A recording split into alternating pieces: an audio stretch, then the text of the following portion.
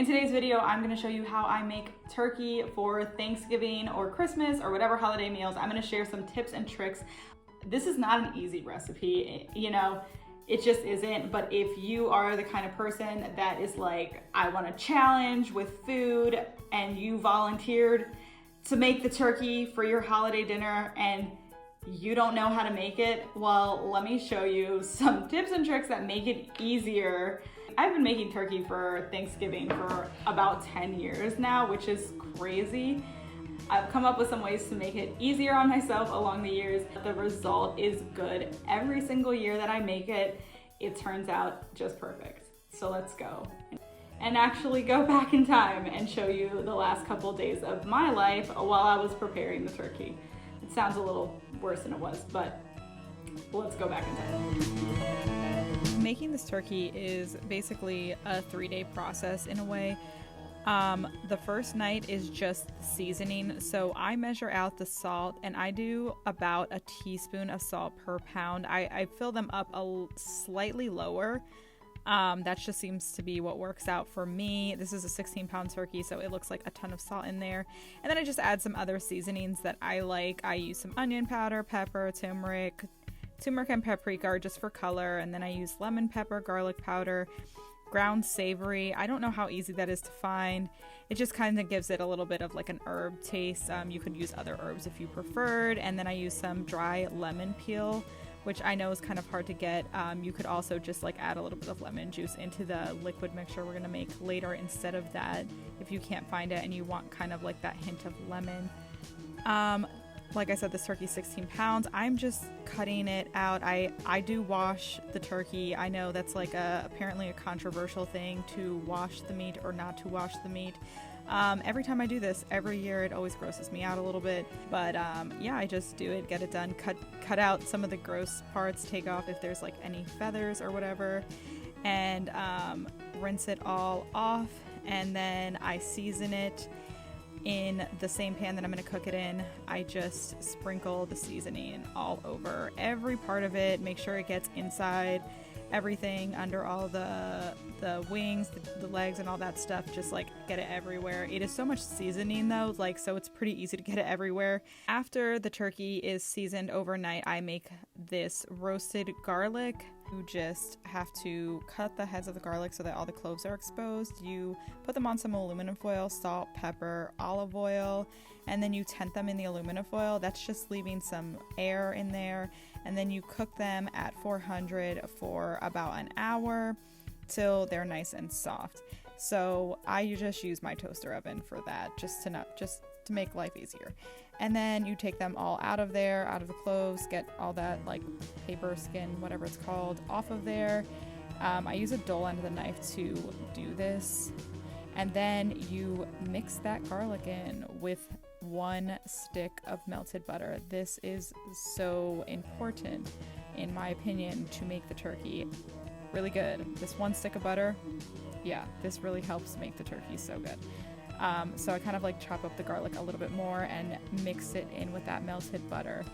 Next, I'm just stuffing the turkey with 2 quartered onions and 2 quartered apples. I've always done the apples. I heard that helps like take out that gamey taste. I don't know if it works, but I mean, since it turns out good, I kind of like have left that be and always do that. It's really simple. Then I pour the butter and garlic kind of all on top and rub it into the turkey a little bit. I used to do this a lot more complicated, where I would use my hands, like the butter was just like softened butter with the garlic, and I would use my hands and get the garlic butter under the skin and all this stuff. It was so much more work, and this is so much easier, and it seems to turn out just as good. Next, I make this liquid mixture. I use 2 cups of water, 1 teaspoon of bouillon just to give it a little flavor, and then 1 cup of apple juice and a 1/4 cup of balsamic vinegar. You can kind of play around with these ingredients, but the point is to have something a little sweet, something a little savory, and something a little acidic. That really helps give it some really good flavor. And then I pour that inside the roasting pan before I bake it. I cover it with the lid and then put it in the oven. It cooks at 350. Mine took about 2.5 hours. It was a 16-pound turkey, like I said earlier. I cook it covered for about the first hour or maybe even 2 hours. I honestly took the lid off too early for this one and it got a little darker on top than I wanted it to, but it was all fine anyway. But this is the part where it's a little bit more work because you're taking it in and out of the oven and you're basting it every half hour, but it's really worth it because it really helps it maintain its juiciness. Then when it's done, you want to take it out of the oven, make sure the temperature is good. I use a thermometer. Even though it has the thing that pops up, I don't always trust those, and it's kind of good to check on your own just to be safe. So after it's done, you're just going to want to let it sit and rest for about as long as you had it cooking. That helps it stay juicy, and that also helps you not burn your hands. I've burned my hands so many years making this, and then I just thought to do it the day before, and honestly that saves so much stress on like me personally, because I wasn't like having to wake up super early to deal with all of this. So my recommendation, cook it the day before, reheat it when you're gonna serve it. Nobody has to know that you reheated it, and I mean, if they do, really, who cares? I don't know. You could do this the next day, or you could do this later that day. You're just gonna carve it. I strain out all the liquid and get rid of like all the stuff. Some of it's just going to be trash, but some of it is also really nice for making a bone broth with later. So I get my like Instapot thing and throw all like the skin, the bones and stuff that I wouldn't serve on the platter and put that in there. And then I just carve it all out. I separate it between the light and the dark meat and put it back in the roasting pan. I pour some of the liquid back on top of there. I believe it was probably about 4 cups that I put back on top of it, and then I refrigerated that overnight before I reheat it the next day. Some of the liquid I put in a quart-sized container so that I can make the gravy the next day. So I pour about half of it on top of it and then save the other half to make the gravy the next day. So the next day, I just leave it in this pan overnight in the fridge, and the next day I reheat it, same pan, makes it really easy, not using more dishes. I think I say that in every video, like how can I use less dishes? This is the gravy that I'm gonna make a separate video on, just a quick gravy that's very simple to make. You could serve the turkey in this pan if you wanted to. In my opinion, I'm kind of like a very casual kind of person, so to me it's fine, but you could also get a platter and arrange it even nicer on there. I do kind of try to arrange it so that it looks like presentable and good. And then I also put in a few cups of the stock that's left so that when it heats up, it's not drying out. It's heating up in all its own juices, and that makes it stay really moist even though you're reheating it. It turns out so good like that. So let me make a plate and show you how I'm gonna eat my turkey. I wanna say a special thank you to my brother's mother-in-law for actually giving me this turkey because she wanted me to make a video about it, and she wanted some more turkey after she came to my house for Thanksgiving. So I made some of this for her, so some of it is gonna be given to her well before this video is up. I was not gonna make this video because it's like intimidating to show making a turkey on camera. I don't know why, I just find it like kind of intimidating. It's a lot of work and I don't have an exact recipe. So to me, it's a little intimidating to share that. But a few people actually requested that I make this video, so I decided to just go ahead and do it. I hope that you guys really enjoyed watching it. It is a lot of work, but it is so worth it, and it is such a good recipe. I'm so hungry. I'm ready to eat this meal.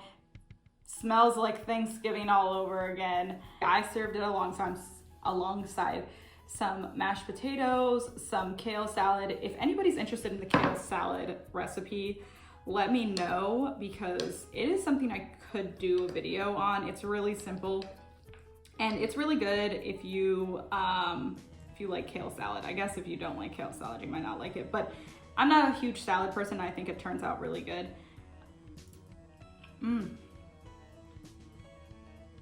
This is really good, guys. You have to try it. It's worth the time and effort.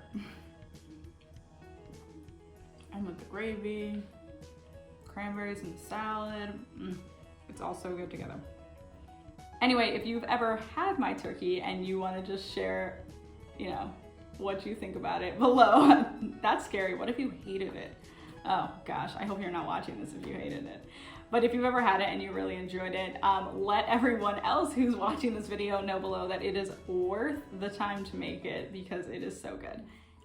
Thank you so much for watching this video. I hope you enjoyed it. It was probably the hardest video I've ever worked on, to be honest with you. It was just, yeah, one of those videos. It was a lot of work to make.